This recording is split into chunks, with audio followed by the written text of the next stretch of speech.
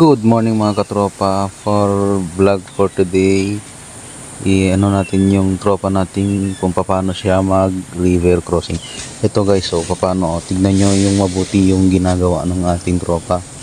Kung paano siya bababa, tinitignan niya na mabuti kung ano ang dadaanan niya. Madulas kasi dyan mga tropa. Tignan nyo. Oh, meron siyang hawak na baril na isa. Yun po, nauna na kasi yung isang tropa natin. Ngayon, yung baril ng isang tropa na nasa baba, ibibigay ng ating tropa na nasa taas. O, tignan nyo. Ayan na, o. Ihagis niya na. O, kumukuha pa siya ng buwelo. Kasi hindi kasi basta-basta, o. Yan. Yan, o. Yun, naihagis na. Ang galing! Ang galing! Ngayon, ang didiskartehan naman ng isa nating tropa kung paano siya bababa. Mahirap kasing i-ano yung ano niya guys, kasi tignan nyo, kasi sobrang dulas kasi yan, tapos malakas pa yung agos kahit ganyan-ganyan lang yan. O, tignan nyo kung anong gagawin niya, kung anong diskarte ang gagawin niya kung paano bababa. O yan, tinanggal niya yung baril niya, ipapasa niya, ganun din siguro yung gagawin niya. Tignan nyo, o yan.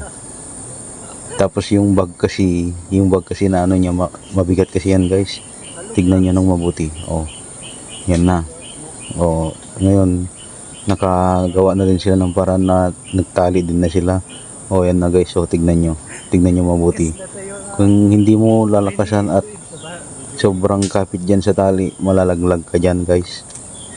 Tignan niyo nang mabuti. Kasi yung nasa baba niyan guys, malalim yan. Meron sa gilid niya, kasi kapag tapakan mo lang sa gilid niya, doon sa gilid na ano, mababaw doon, pero yun sa gitna ng pinagtutuluan ng tubig, sobrang lalim yan guys. O, tignan nyo. O, sobrang kapit niya sa tali. O, doon yung gilid na yun yung sinasabi ko guys. O, doon partes yung mababaw, pero yung sa gitna niyan guys, malalim yan. Lagpas tao po yan. O, tignan nyo. Ngayon yung baril niya na pinahawak niya kanina, ngayon ihagis na ngayon. Ihagis ulit sa kanya para yung, kasi baril niya po yun. O, yun na, o. Tignan nyo yung pagkapit ng ating tropa. Grabe yung kapit niya, tignan nyo. O, ayan, no. Yung diskarte niya, o, magaling yung diskarte niya siguro.